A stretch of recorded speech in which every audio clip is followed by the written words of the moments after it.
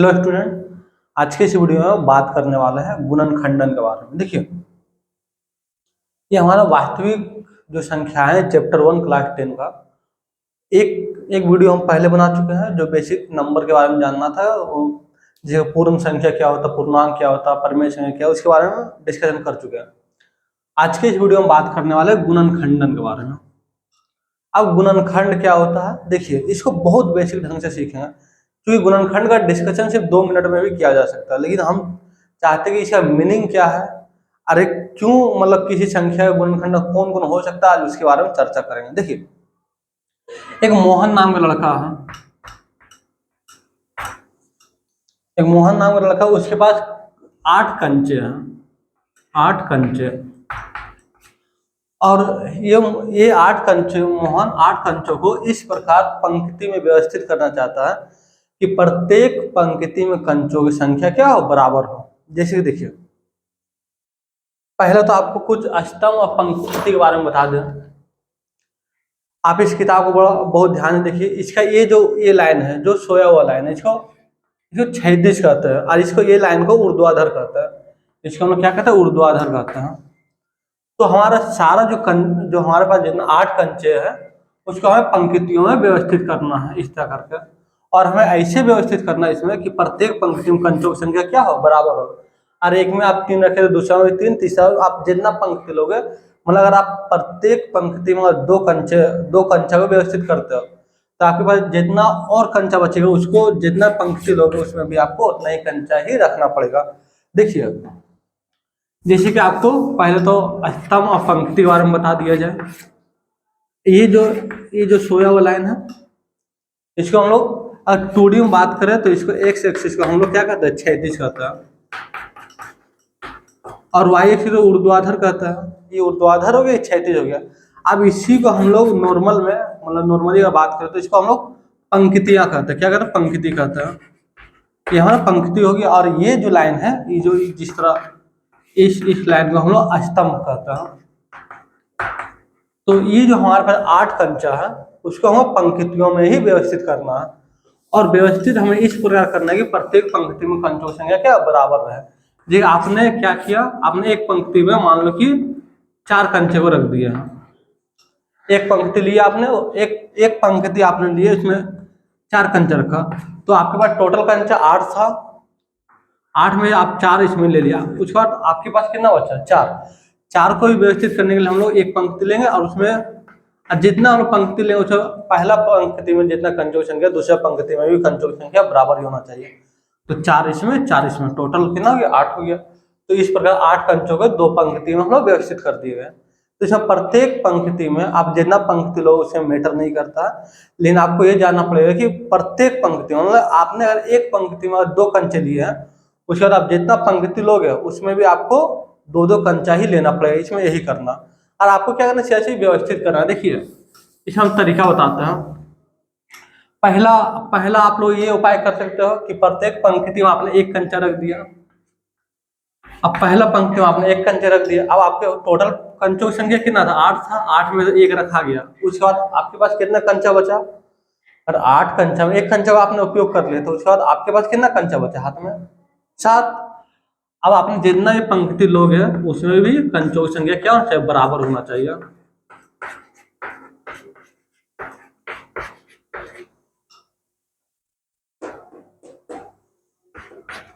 देखिए, आपने प्रत्येक पंक्ति में एक कंचा रखा, तो टोटल कंचा क्या हो गया, हमारे 8 कंचा पंक्तियों में व्यवस्थित हो चुका है। हमने प्रत्येक पंक्ति में एक कंचा रखे, एक कंचों को रखे।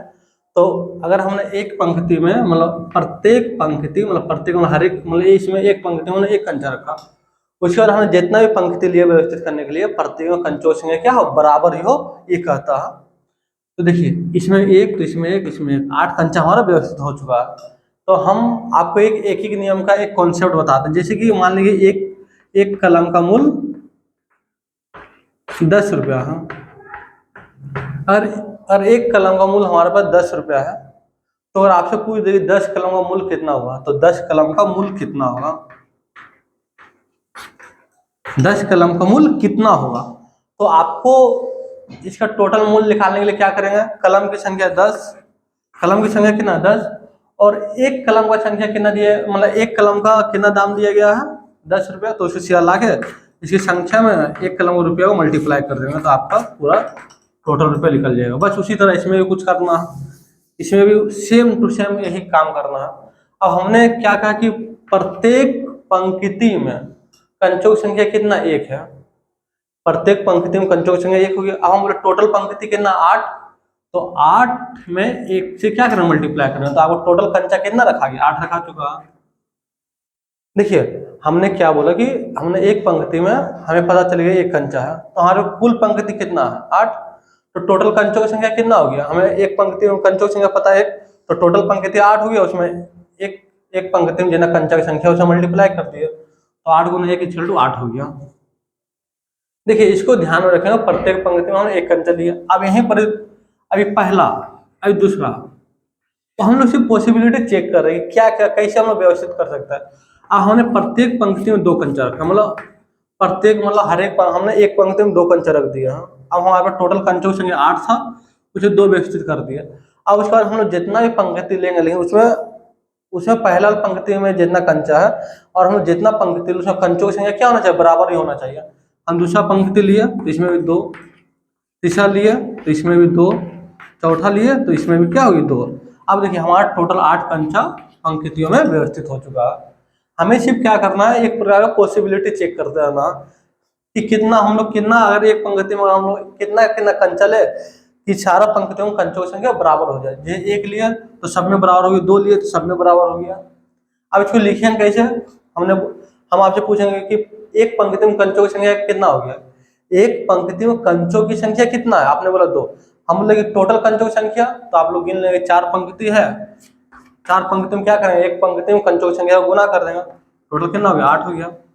यहाँ पंक्तियों की संख्या हो गया, और यहाँ 2 क्या है, प्रत्येक पंक्ति में कंचों की संख्या ये दर्शा रहा। अब सेम काम यहाँ करना है। अब जैसे कि आपने क्या, अब हम थोड़ा इधर बात करते हैं इसको हम लोग। अब देखिए अब हम लोग प्रत्येक पंक्ति में 3 कंचे हम लोग लेते हैं, 3 कंचा ले लेते हैं। अब हमने क्या किया, प्रत्येक पंक्ति में कितना कंचा ले लिया, 3 कंचा। अब हमारे पास टोटल कंचों की संख्या 8 है, हमने 3 को व्यवस्थित कर लिया। अब हमारे पास टोटल बचा 5। हम लोग जितना भी पंक्ति लेंगे उसमें भी कंचों की संख्या क्या होना चाहिए, बराबर होना चाहिए। दूसरा में बराबर 6 रखा गया। अब तीसरा में तीसरा पंक्ति लिए, इसमें भी टोटल कंचों की संख्या कितना होना चाहिए, 3, तो 3 ही होना चाहिए। लेकिन हमारे पास टोटल कंचों की संख्या कितना 8 ही है, तो इसमें एक क्या हो गया, खाली रह गया ना, एक क्या हो गया, खाली रह गया। मतलब तीसरा पंक्ति में हमारा कंचों की संख्या अधूरा रह गया, तो इसको हम सेलेक्ट नहीं करेंगे, इसको हम ले नहीं सकते, क्योंकि प्रत्येक पंक्ति में कंचों की संख्या कितना 3। अब जैसे तीसरा पंक्ति में आया तो वो वाला नियम को अनफॉलो कर दिया, मतलब अनसेटिस्फाई कर दिया, मतलब उसका विरोध कर दिया। कि हमने क्या कहा था कि प्रत्येक पंक्ति में जितना कंचों की संख्या होगा, उसके बाद आप जितने पंक्ति लेंगे सभी में कंचों की संख्या कितना होना चाहिए, समान होना चाहिए। तो इसमें 3, तो इसमें 3, लेकिन यहाँ एक अधूरा रह गया, तो इसको नहीं लेंगे। अब हम प्रत्येक पंक्ति में 4 कंचा को रखते हैं। देखिए हम लोग सिर्फ पॉसिबिलिटी को चेक कर रहे हैं, ये कोई बहुत बड़ा रॉकेट साइंस है नहीं है, आराम से सीख सकते हैं। अब देखिए हमने प्रत्येक पंक्ति में कंचों की संख्या कितना ले लिया, 4। अब हमारा टोटल 8 में से 4 को तो व्यवस्थित हो चुका हुआ, तो हम लोग एक और पंक्ति लेंगे, इसमें कंचों की संख्या कितना हो जाएगा, 4। देखिए इसमें तो आपको रखा गया ना टोटल 8 कंचा, आपने 2 पंक्ति में व्यवस्थित कर दिए। कब, जब आपने प्रत्येक पंक्ति में 4 कंचा को लिया। अब यहाँ आपसे पूछे कि टोटल कंचा कितना हो गया, तो आपने बोला कि एक पंक्ति में कंचा है, एक पंक्ति में कंचों की संख्या कितना है, आपने कहा 4, तो टोटल कंचा कितना है, तो टोटल कंचा कितना हो गया, तो आप सीधा बोलेंगे कि पंक्तियों की संख्या 2 हो गया, प्रत्येक पंक्ति में कंचों की संख्या कितना हो गया, 4, इसलिए 8 हो गया। या 2 पंक्ति है तो प्रत्येक पंक्ति में 4 कंचा है, तो हमने क्या किया, एक ही नियम लगा दिया। हमें पता था एक पंक्ति में कंचों की संख्या 4 है, तो पंक्तियां कितना 2 है, तो 2 में 4 को मल्टीप्लाई कर दिया, सिंपल ही बात है। अब देखिए अब थोड़ा यहाँ आता है, अब प्रत्येक पंक्ति हमने 5 कंचा को रखना स्टार्ट किया। अब हमने पहला पंक्ति में जैसे 5 कंचा रखा, हमारे पास टोटल कंचों की संख्या 8 है, 5 रखा गया। आपने जैसे ही दूसरा पंक्ति लिए, आप जैसे ही दूसरा पंक्ति लिए तो उसमें कंचों की संख्या कितना होना चाहिए, 5 होना चाहिए। लेकिन आपके पास है कितना हाथ में, आपके पास 3 ही बचा ना, आप 5 ले लीजिए, आपके पास 3 बचा है, 3 ही अरेंज हो पाए, 2 खाली रह गया, मतलब 2। अब सेकेंड वाला पंक्ति क्या हो गया हमारा, सेकेंड वाला पंक्ति क्या हो गया, क्या हो गया, ये खाली रह गया, अधूरा रह गया, ये अधूरा, इसलिए इसको भी नहीं ले सकते। प्रत्येक पंक्ति में 5 रखे तो दूसरा पंक्ति में हमारा सेम होना चाहिए, जबकि यहाँ अधूरा रह गया। अब हम लोग सेम इसी तरह करते हैं, प्रत्येक पंक्ति में कंचों की संख्या हम लोग 6 ले लेते हैं। हमने प्रत्येक पंक्ति में कंचों की संख्या हमने कितना ले लिया, 6। अब जैसे दूसरा आप पंक्ति लेते हैं, ध्यान सुनिएगा, तो 6 तो आप ले लिए, आपके पास टोटल कितना बचा, 2। क्या दूसरा पंक्ति में 6 कंचा आएगा, नहीं, क्योंकि हमारे पास 2 ही बचा, इसलिए यहाँ भी क्या रह जाएगा, अधूरा रह जाएगा हमारा। हाँ, देखिए हमारा दूसरा पंक्ति अधूरा रह गया, इसलिए इसको भी नहीं लेंगे। आप 7 लेते हो, एक चीज ध्यान से सुनो, आप प्रत्येक पंक्ति में कंचों की संख्या 7 लेते हैं। अभी सिर्फ आपको देखते जाना है, अभी क्या हो रहा है ये आपको आगे पता चल जाएगा। आपने प्रत्येक पंक्ति में कंचों की संख्या, थोड़ा सा पेशेंस रखो कि क्या हो रहा है, क्या बता रहे हैं, कुछ बुझा नहीं रहा है, सब बुझाएगा आपको, ध्यान से खाली सुनिए। अब हमने प्रत्येक पंक्ति में कंचों की संख्या कितना ले लिया, 7। हमें जो दूसरा पंक्ति लेंगे उसमें भी कंचों की संख्या कितना होना चाहिए, 7। लेकिन हमारे पास बचा कितना कंचा, एक ही बचा, तो यहाँ भी खाली रह गया। अब यहाँ भी इसमें दूसरा पंक्ति भी क्या हो गया, खाली रह गया ना, क्योंकि हमारा टोटल कंचों की संख्या 8 था। 8 में हमने 7 रख लिया, तो 7 हमने व्यवस्थित कर दिया, हमारे पास सिर्फ एक कंचा बचा। लेकिन स्टेटमेंट क्या करता कि अगर आपने प्रत्येक पंक्ति में जितना कंचा को आपने लिया है, तो दूसरा मतलब आप उसका जितना पंक्ति लो उसमें कंचों की संख्या बराबर होना चाहिए। यहाँ 7 तो यहाँ भी 7 हो तो इसको मान्यता प्राप्त होता, लेकिन यहाँ तो 7 रखा गया, लेकिन उसके बाद बचा क्या नहीं है, इसलिए 7वां भी क्या हो गया, 7। हम लोग एक पंक्ति में 7 कंचा लिए तो वो भी अधूरा रह गया। अब हम लोग क्या करते हैं, अब एक ही पंक्ति में 8 कंचा ले लेते हैं। देखिए यहाँ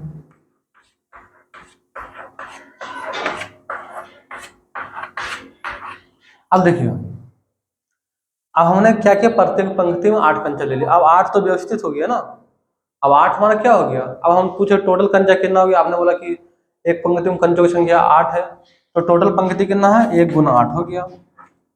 अभी 8 हमारा क्या कंचों, ये हमारा प्रत्येक पंक्ति में कंचों की संख्या निर्देशित करता है। अब आप देखिए कंचों की संख्या किस किस से व्यवस्थित हुआ, जब आपने प्रत्येक में 1 कंचा रखा तो हमारा व्यवस्थित हो चुका है। अब प्रत्येक पंक्ति में आपने 2 कंचा को रखे हैं तो हमारा 8 व्यवस्थित हो चुका है। अब उसके बाद यहाँ चले, प्रत्येक पंक्ति में आपने 3 कंचा रखा, तो 3 कंचा आपने जैसे रखे हैं तो यहाँ आपको पता चला क्या, एक अधूरा रह गया, ये छूट चुका है। एक क्या हुआ, ये छूट चुका, इसलिए हम लोग 3 को नहीं ले सकते। अब नेक्स्ट आया कि मतलब प्रत्येक पंक्ति में हमने जैसे 4 कंचा को रखे हैं। अब जैसे हमने 4 कंचा को रखे तो ध्यान से देखिए, अब 4 रखे तो यहाँ भी 8 कंचा हमारा क्या हो, व्यवस्थित हो चुका है। अब हमने प्रत्येक पंक्ति में 5 कंचा को रखे हैं तो हमारा अधूरा रह गया सेकेंड वाला पंक्ति। 6 रखे तो फिर सेकेंड वाला अधूरा रह गया, 7 रखे तो फिर अधूरा रह गया। तो यहाँ प्रत्येक पंक्ति में 8 कंचा रखे तो हमारा टोटल कंचा क्या व्यवस्थित हो चुका है। तो अब हम इसको एक डायग्राम बनाते हैं, उसके बाद आपको पूरा प्रॉपर ढंग से समझाते हैं कि यहाँ हुआ क्या। देखिए इसको आप बहुत अच्छे ढंग से याद रखोगा।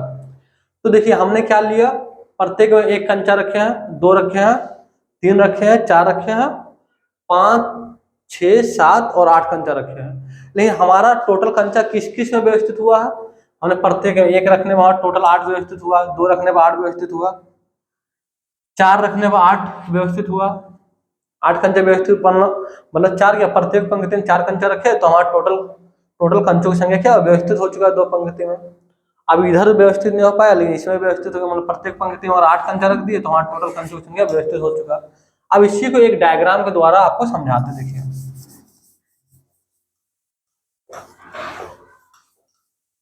अच्छा बहुत गौर से खाली बस देखते जाना। आपको ये भी याद रखना पड़ेगा कि हमारे पास टोटल कंचों की संख्या था कितना, 8 ही था ना। अब 8 को हमें क्या करना है, व्यवस्थित करना था। अब देखिए इस चार्ट को बहुत ध्यान से देखेंगे आप लोग। अब यहाँ पंक्तियों की संख्या थोड़ा सा, हाँ ये हमारा क्या था, पंक्तियों की संख्या,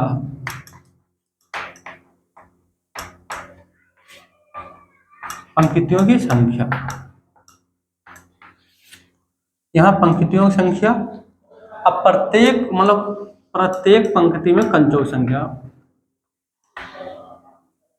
पंक्ति में कंचों की संख्या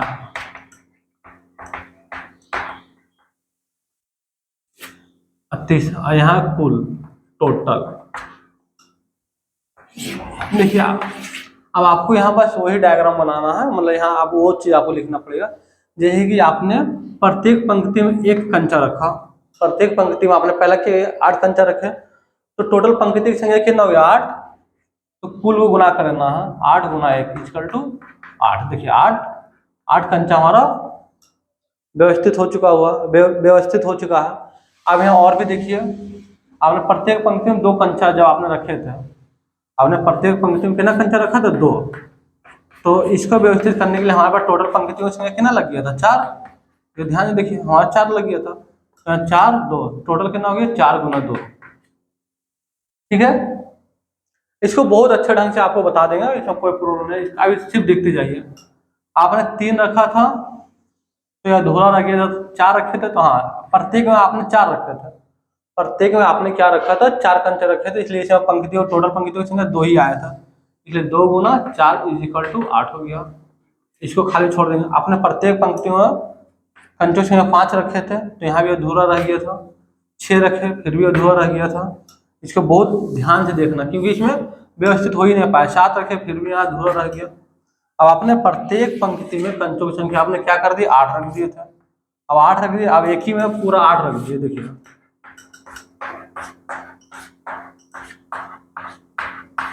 आपने प्रत्येक पंक्ति में कंचों की संख्या कितना रख दिया 8 रख दिए थे, यहाँ 8, तो पंक्तियों की संख्या हमारा 1 हुआ, इसलिए 1 गुना 8 इक्वल टू 8। अब बहुत ध्यान से आप देखोगे तो हमारे पास टोटल कंचों की संख्या कितना था, हमारे पास 8 था। अब देखिए आपसे क्या बोला गया कि आपका जो टॉपिक है गुणनखंडन के बारे में पढ़ना, तो 8 का गुणनखंडन कौन कौन हो गया। अब इसमें आप कैसे सिलेक्ट करोगे, अब 8 का गुणनखंडन कौन कौन हो गया, हम आपको बता दें, ये जो 1 2 4 और 8, इस 8 का क्या गुणनखंडन, क्यों, क्योंकि मतलब इन्हीं मतलब 1 2 4 8 ही ना पूरा 8 पंचों को पंक्तियों में क्या क्या व्यवस्थित कर दिया, पूरा 8 पंचों को पंक्तियों में पूरा पूरी व्यवस्थित कर चुका। अब ये सब क्या इस सब प्रत्येक मतलब ये सब क्या किया, प्रत्येक पंक्ति में पंचों की संख्या समान रखा ही नहीं, इसलिए इसको हम लोग नहीं लिए। तो हमारा 1 2 4 और 8 रखने पर हमारा कंचों की संख्या पूरा पूरी क्या व्यवस्थित हो गई, इसलिए 8 का गुणनखंडन। और आपसे बोल देंगे 8 का गुणनखंडन कौन कौन हुआ, तो आप कहा देंगे 1 2 4 और 8 का गुणनखंडन कौन कौन हो चुका है 1 2 4 8। अब गुणनखंडन का मतलब आपको बता दे क्या होता है, गुणनखंडन का सिंपल जो मतलब है कि ये सब जो भी मतलब 8 का गुणनखंडन 1 2 4 8 है। अब ये जो 8 का गुणनखंडन का मतलब क्या होता है कि अगर ये सबसे अगर ये संख्या अगर 8 को भागा दे तो ये 8 को पूरा पूरी क्या करेगा विभाजित कर देगा, पूर्णतः विभाजित कर देगा, 8 को क्या करेगा पूरा पूरी विभाजित कर देगा। देखिए आपको यहाँ सिंपल है समझाते हैं, इस चार्ट आपको समझ में आ चुका हो, चलिए इसको हम लोग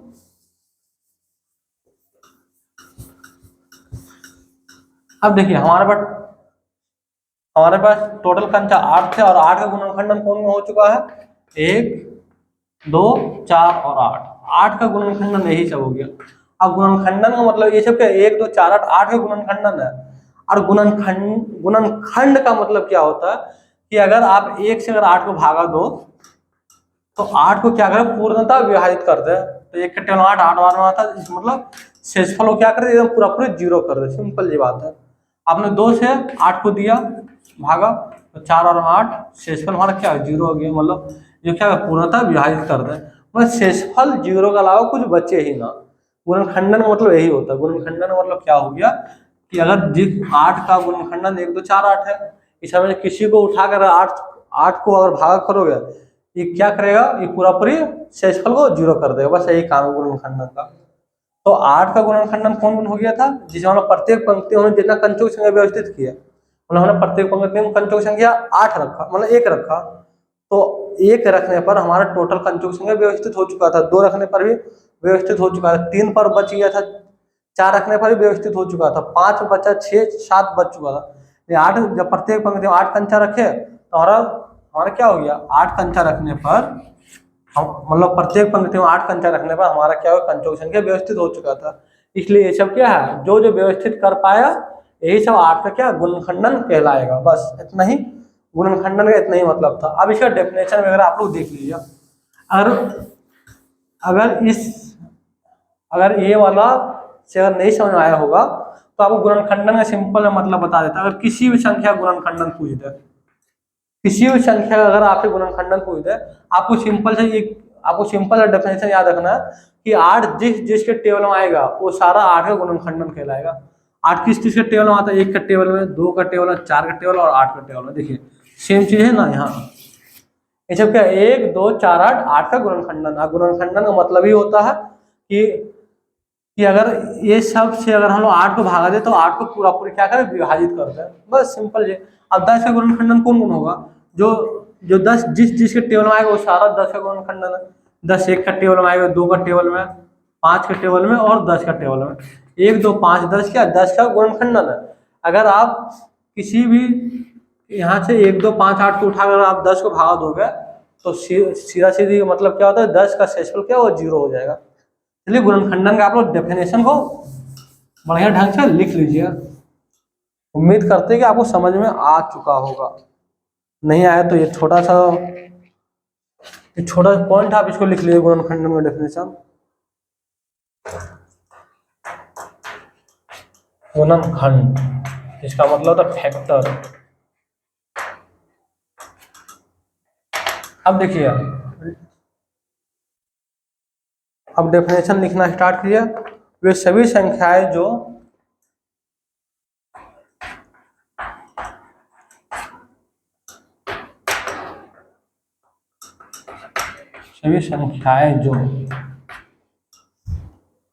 एक दिए हुए संख्या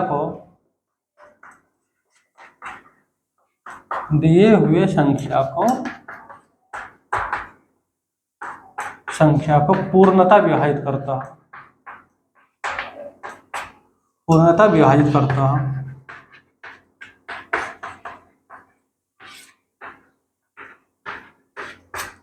नहीं, डेफिनेशन बहुत इजी है। पूर्णता विभाजित करता है उस संख्या गुणनखंडन कहलाता है।